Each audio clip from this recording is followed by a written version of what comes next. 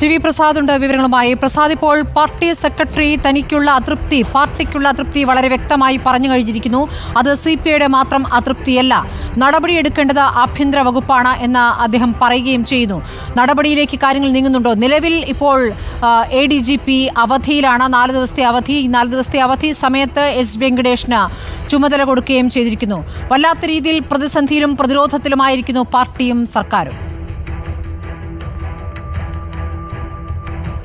ഉറപ്പായും സ്മൃതി, പ്രത്യേകിച്ച് ഈ സാഹചര്യം എന്നുള്ളത് ഏറെ പ്രധാനമാണ്. CPIM-ന്റെ സംഘടനാ സമ്മേളനങ്ങൾ തുടങ്ങിയ ഒരു സമയമാണിത്. ബ്രാഞ്ച് സമ്മേളനങ്ങളാണ് ഇപ്പോൾ നടന്നുകൊണ്ടിരിക്കുന്നത്. ബ്രാഞ്ച് സമ്മേളനങ്ങളിൽ ഇന്നലെ പല ഘടകങ്ങളിലും രൂക്ഷമായ ചർച്ച ADGP RSS നേതാക്കളുമായുള്ള കൂടിക്കാഴ്ചയുമായി ബന്ധപ്പെട്ട് ഉയർന്നു എന്ന വിവരമാണ് വരുന്നത്. അത് വരാനുള്ള പ്രധാനപ്പെട്ട കാരണം മിനിഞ്ഞാന്നാണ് MV ഗോവിന്ദൻ മാധ്യമപ്രവർത്തകരുടെ ചോദ്യത്തിന് മറുപടി നൽകിയത്. കൂടിക്കാഴ്ച നടത്തിയാൽ എന്താ, അതിൽ ഞങ്ങൾക്ക് എന്ത് ഉത്തരവാദിത്തമാണ് ഉള്ളത് എന്ന് വളരെ ലഘൂകരിച്ച് പറയുകയായിരുന്നു ശ്രീ MV ഗോവിന്ദൻ. അതായത് സാധാരണ പ്രസ് മീറ്റിൻ്റെ ആദ്യഘട്ടത്തിൽ CPIM സംസ്ഥാന സെക്രട്ടറിക്ക് പറയാനുള്ളത് കഴിഞ്ഞാൽ പിന്നീട് മാധ്യമപ്രവർത്തകർ ചോദിക്കുന്ന ചോദ്യങ്ങളിൽ വലിയൊരു ശതമാനം ചോദ്യങ്ങൾക്കും പരിഹാസരൂപേണ മറുപടി പറയുന്ന ഒരു രീതിയുണ്ട് MV ഗോവിന്ദന്.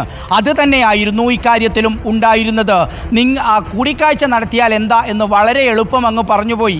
അതിൽ ഞങ്ങൾക്ക് എന്താണ് പങ്ക് എന്ന് പറഞ്ഞു പോയതോടുകൂടി അത് ഗുരുതരമായ പിഴവാണ് എന്നൊരു പക്ഷേ MV ഗോവിന്ദനെ ആരെങ്കിലും ബോധ്യപ്പെടുത്തി കാണണം. കാരണം ഇന്നലെ നടന്ന പല സമ്മേളനങ്ങളിലും MV ഗോവിന്ദൻ്റെ തലേ ദിവസത്തെ വാക്കുകളെ വളരെ രൂക്ഷമായി വിമർശിക്കുന്ന ഒരു സ്ഥിതിയുണ്ടായി. MV ഗോവിന്ദനും CPIM-നും ഉത്തരവാദിത്തമുണ്ട് ADGPയെ സംബന്ധിച്ചിടത്തോളം. കാരണം LDF സർക്കാർ പ്രതിനിധാനം ചെയ്യുന്ന ഏറ്റവും പ്രധാനപ്പെട്ട വകുപ്പായ ആഭ്യന്തര വകുപ്പിൻ്റെ എല്ലാ ദിവസത്തെയും സംസ്ഥാനത്തെമ്പാടുമുള്ള ക്രമസമാധാന കാര്യങ്ങൾ നോക്കി നടത്താൻ ചുമതലപ്പെടുത്തിയ ഉദ്യോഗസ്ഥനാണ് ADGP അജിത് കുമാർ. സ്വാഭാവികമായി ADGP അജിത് കുമാർ ഇത്ര വലിയ RSS നേതാക്കളെ കാണുമ്പോൾ സ്വാഭാവികമായി അതിൽ അന്ന് തന്നെ മുഖ്യമന്ത്രി ഇടപെടേണ്ടതായിരുന്നു. ഇൻ്റലിജൻസ് അന്ന് തന്നെ റിപ്പോർട്ടും നൽകിയിരുന്നു. അങ്ങനെയെങ്കിൽ അത് CPM-ന്റെ അറിവോടെ അല്ലാത്ത ഒരു കൂടിക്കാഴ്ചയായിരുന്നുവെങ്കിൽ ശ്രുതി, എന്തുകൊണ്ടാണ് അന്ന് മുഖ്യമന്ത്രി അജിത് കുമാറിനെതിരെ നടപടിയെടുക്കാതിരുന്നത്? ഇതാണ് പ്രധാനമായും VD സതീശൻ ഉൾപ്പെടെയുള്ള പ്രതിപക്ഷ നേതാക്കൾ ഒന്നടങ്കം ചോദിക്കുന്നത്. അതിന് മറുപടി പറയാനും പറ്റുന്നില്ല. അതിനിടയിലാണ് കൃത്യമായ നിലപാടുമായി CPI സംസ്ഥാന സെക്രട്ടറി ബിനോയ് വിശ്വവും രംഗത്ത് വരുന്നത്. ഈ സാഹചര്യത്തിലാണ് MV ഗോവിന്ദന് മാറ്റിപ്പറയേണ്ടി വരുന്നത്, നിലപാട് മാറ്റേണ്ടി വരുന്നത്.